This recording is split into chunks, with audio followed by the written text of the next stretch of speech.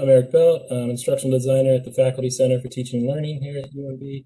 I'm also a doctoral student, and I just passed my comp exam. So Congratulations. thank you, thank you. I was serendipitous that did a lit review on video use in online and blended courses. So what I'd like to do today is really just in the next 20 minutes talk about some of the findings from the literature, just some of the pros and cons for different approaches to video and how that might influence, social and teaching presence. So, my plan here is to just kind of recap and review the community of inquiry framework. Might be repetitive for those that are familiar, but if you've never heard of this, it might be helpful to think about as you're teaching online. We'll talk about some of the uses of video that were in the literature and the advantages and drawbacks to each of those different approaches, maybe some considerations to think about for these different types of video uses, and give an example of just how to really think about approaching video use and like before we dive into the technology. So maybe like a little stepwise procedure just to think about is video the best use here? The Community of Inquiry Framework came around the turn of the century, but it really talks about three presences in online courses: social presence, teaching presence, and cognitive presence. Social presence has had sort of a rich history in multiple disciplines, and it really came in the, I'm going to say, 70s. A group of researchers were just interested in telephones and if people could sort of present their personality through that media. So that's where it sort of started, and it sort of evolved to really embody this projection of personality through communication media. Cognitive presence is the extent to which learners can construct and confirm meaning through sustained discourse and reflection, and then teaching presence is really just that facilitating that stuff and how we do those things in online spaces. This Community of Inquiry Framework came around, 2000. So it was really asynchronous online courses focused on text-based communication. And it's really trying to dive into this idea of community in online spaces when we're really just, chatting or writing stuff with each other, and there's different indicators of social presence and a lot of different studies that sort of talk about how you can feel a sense of community in an online space with just text-based communication.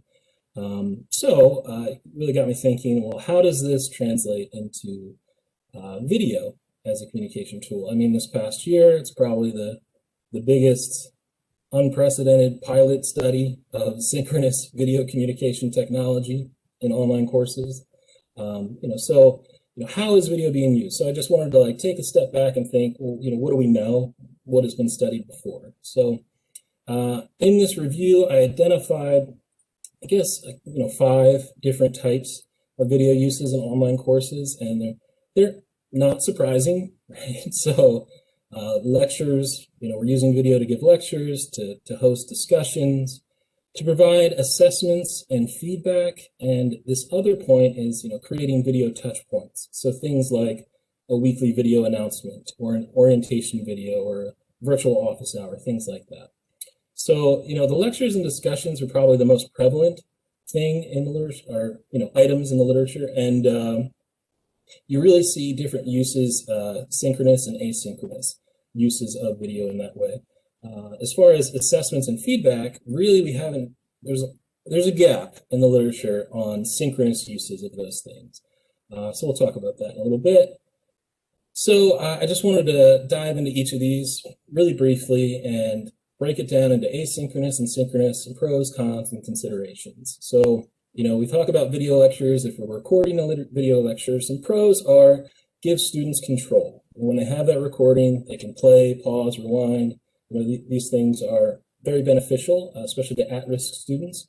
They can kind of get that repetition. And, there's a lot of research on whether or not instructors should appear on screen or not when giving a video lecture. And most of the research, I would say, sort of tends to favor that the instructor should appear in some way, whether it's like their hand drawing on screen or a visual image of them in some way. It helps, and then, it really lends towards this social constructivist pedagogy. But anyway, that helps. Some cons is that it takes time to record a video, right? The production quality can vary, and we all have different experiences and comfortability with different technologies, so that can be a little bit of a burden. So a lot of research talks about the ideal video length, and my point to this is that it's subjective. We're starting to get into a space where we're bordering, is this educational or is this entertainment? Because if it's entertainment, then students are, and let me preface this by saying, majority of these studies are self-reported survey data. So there's like a little bit of an inherent bias to that, but it's subjective. So just think about that. The video length should be ideal to achieve the educational outcome, right? And it doesn't necessarily need to be less than 5 minutes or 10 minutes or 15 minutes. So just think about that. And there's a research space that talks about interactivity in video. So layering additional stuff, clicking, interactions, quizzes. Too much of that, annotations on screen, moving objects, transition, that can deter learning. Probably not surprising. Synchronous uses, and that's what we're using today, WebEx, Zoom, any of those tools. I think that these might change after this year, but this lit review was empirical studies from 2010 to 2020. And I really just focused on classroom studies that happen in online or blended courses. So from that, the pros were that it's flexible and convenient. It has this ability to sort of enhance interaction, provides comparable face-to-face experiences, but they're not equivalent. So, and I think that that's something that needs a little bit more research. Some cons, and I thought this was an interesting finding in one study, was that it's an unnecessary investment to build community. So we have, 20 years prior to this of just a majority of text-based communication in online settings. And we found that you can build community in that way. So, there's a lot of technology. I'd say there's a technology hurdle or learning curve for these tools, and it might not be worth the time and effort to do a synchronous session or record a video. So just things to consider. And always, we have technical difficulties, mics, things like that. And there is a conversation or thing to think about with student agency with set times. So traditionally, online courses, asynchronous, part of the reason students sign up for it or enroll is because they want to study at their own pace, on their own time. If we start requiring them to meet synchronously, it's sort of counterintuitive to that. But this year is a little different. So I think some of these things will change. And things to consider for synchronous sessions when giving a lecture is that you might be talking to your students or whomever, and you have sort of multiple modes of communication happening at the same time. We have an audio video exchange, whether the cameras are on or off, we're seeing things there, verbal, nonverbal, and then there's also a text happening, and so you could have multiple conversations going on in the chat window versus what's happening in real time, so that, or, on screen. So that can be overwhelming, and that's just something to consider. And I think that this idea of signaling participation, like an intention to speak is me unmuting my microphone or flipping on my camera, I think that requires more research, because I don't know if that's always so one-to-one. Like I'm unmuting my microphone because I want to speak might not necessarily be the case. Fostering discussion with video. There's a little bit of research on asynchronous video discussions. That's where instead of doing this text-based forum, it's where I post a video and I ask students to record a video, of their responses. Or it could just be that I'm prompting a video discussion with a video of my own, and I could do that informally, like recording myself on my screen. I could find a YouTube video and ask them to talk about it, things like that. So, this type of thing, I think the important pro to this is that it helps less self-directed students engage, because it's an interesting space if you're not used to online learning.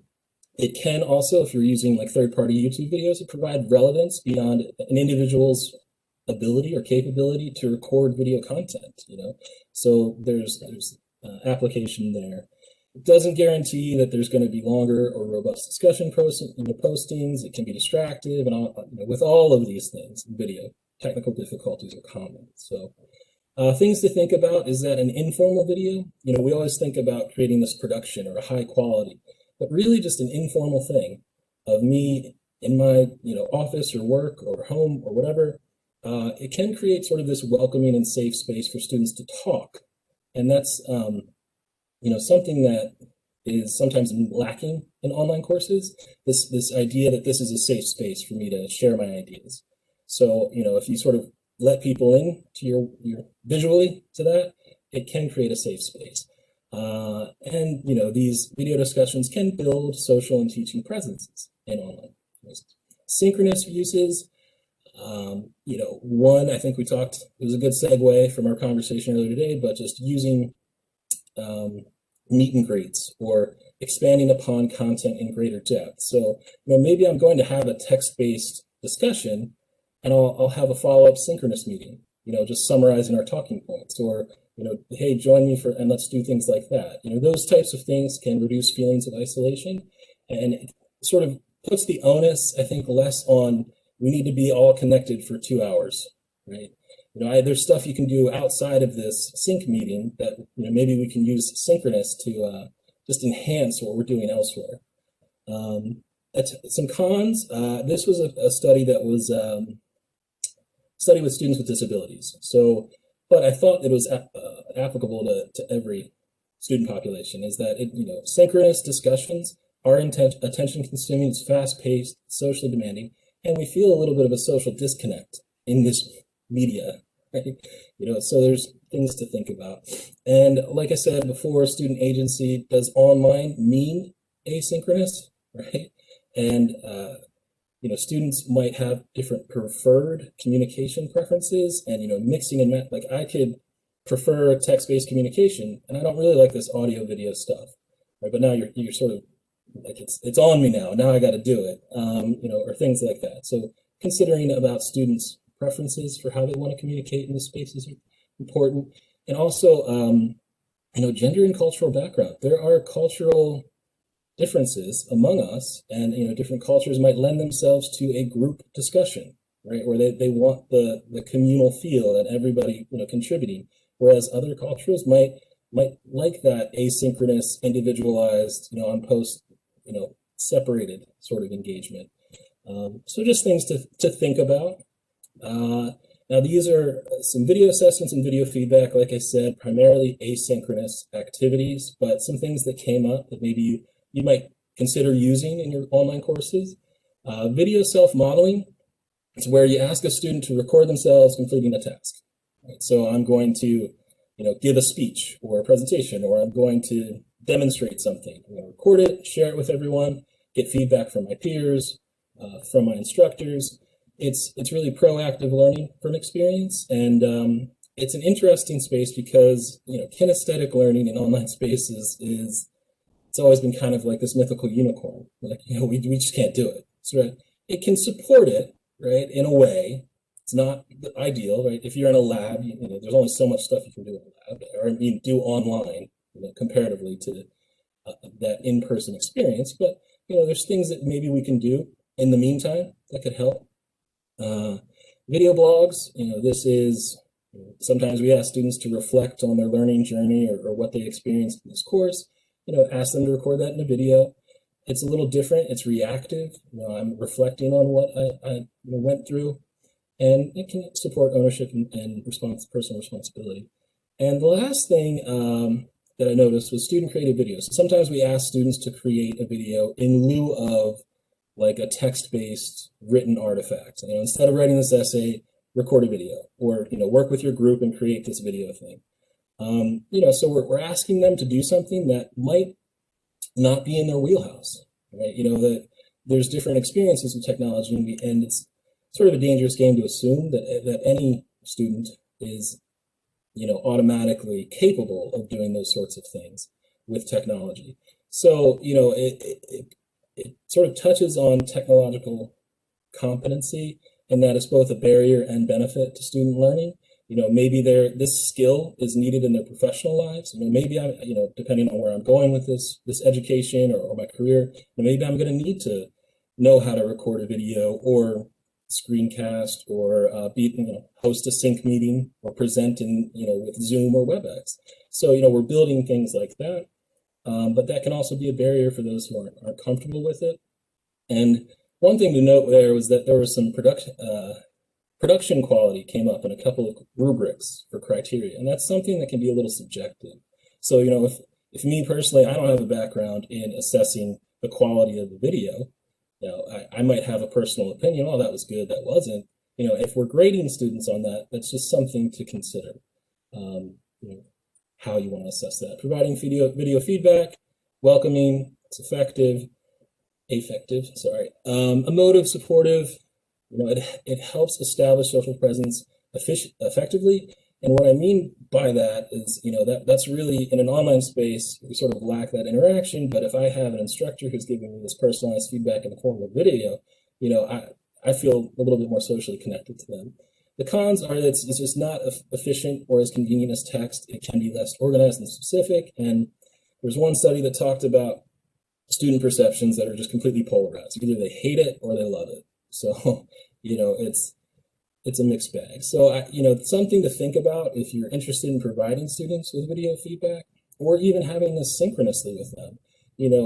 Think about the impact, the influence, or the power of bringing up their Word document or their essay on screen and having a sync meeting with them and going through what your thoughts were. Provide them feedback that way. Maybe you could do that in a synchronous meeting, or maybe you could record it in advance and post it to Blackboard or something like that. But that really shows the student that you read through it. Now, a lot of the things I'm talking about are probably a little bit more lend themselves to smaller classrooms, smaller class sizes, right? If you have a class of 150 students plus, these types of things might be a little bit more challenging, and you might not always be the one that's providing feedback or grading. So different things to consider for that. Video touch points, really just a couple of little things here. Asynchronous orientation videos. We've known this for a while as a best practice for online spaces to orient students to their learning environment. There's two types that really kind of came through in the literature, just technology focused or relationship focused. And sometimes they can be both. Right? Maybe you're going to walk students through where you can find stuff in your course, but you're also going to say that, I'm a Cancer and I like long walks on the beach, or whatever. There's different things you can do to orient students, but all of these things help create a sense of your presence, your instructor teaching presence in the online space. Video announcements, help manage expectations. It's either what's coming, if you do this weekly, what's up and coming in the next week, or maybe it's a review of last week that segues into the next week. But that sort of thing provides this visual cadence, right? And we talk about pacing in online learning and letting the students that that you're there regularly in that way can be beneficial to building your instructor teaching presence. A couple of use cases of synchronous video touch points are these virtual office hours or impromptu meetings. One study, not many studies, dive into video touch points very much. But one study found that reminders and incentives for virtual office hours will improve attendance. The conversation tends to be more casual and relaxed compared to recordings. So students, if you're having a sync meeting with a student in a virtual office hour, it's going to be a lot different than having a sync meeting with a group of students, right? And different things happen, right? You might feel a little bit more relaxed or comfortable having that exchange one-on-one as opposed to a group.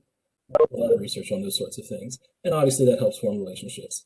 Lastly, checking in on group work, right? In a synchronous space, provides guidance and clarity. It helps reduce feelings of isolation and facilitates community building. So you could do this if you have groups working on different projects, schedule just a sync meeting with that group at some point or at multiple points throughout the semester and just check in. Hey, how's it going? What are the problems? What are the issues? Just different ways that we can try to use these technologies that might not be as demanding as being always on or always lecturing. things like that. So some key takeaways from this lit review that I did is that, appearing on screen, unsurprisingly, it helps build instructor teaching and social presence. Now, there's different thoughts, feelings, and emotions with that. Some people might not like appearing on screen, not saying you have to do that by any stretch of the imagination, but it's something to consider. Another thing to consider is that confirmation bias and familiarity of principle or mere exposure effect. Something like just because we tried it once doesn't mean that's the way it is. So just try to keep an open mind with these new tools, these new spaces, this environment. And I think obviously, if we're recording something, we really just need to focus on the educational value of that versus the entertainment value. We're not personally, I don't think that as educators, it's our job to entertain. I think it's our job to educate. So, this last thing that I wanted to talk about was just some questions to consider before we start diving into, well, what tool can I use to do this? What's the best way? How's everyone using it or doing this? Do I have a clearly defined learning objective or objectives? Right? If so, I know my activity. All right, should this activity be asynchronous or synchronous? Why or why not? Like, why do they have to be logged on at the same time? Or can this be accomplished at different times for everybody involved? And once we know that, even then, is video the best way to do this? Right? If I can have an asynchronous discussion, I can do that with text, right? Things like that. And then finally, what tools best support that intended interaction? So this is an example. Probably not the best one, but it's an example. Students in online courses feel isolated, especially during the start of the semester. While they enjoy the ability to log in at their convenience, they are struggling to make personal connections with their classmates and instructors. So my learning objective, introduce yourself to your peers and instructors. Probably not the best use of blooms, but create an introduction of yourself to your peers and your instructors. The activity, I'm going to have an asynchronous discussion board. Okay, is video the best medium? Well, video, it helps build social presence and teacher instructor presence, things like that. Okay, what tool helps satisfy that need? Flipgrid. Okay, so instead of, it's kind of a reverse. We want to begin with the end in mind, as opposed to, well, everyone's using Flipgrid, I'm going to start using Flipgrid. I think it's just about really taking a step back and thinking why we're going to use those tools. And it really starts from the educational objectives and aims in the beginning, and then working forward. So yeah, that's about all I got. And I leave you with this quote just to encourage the community to keep discussing these things. So thank you.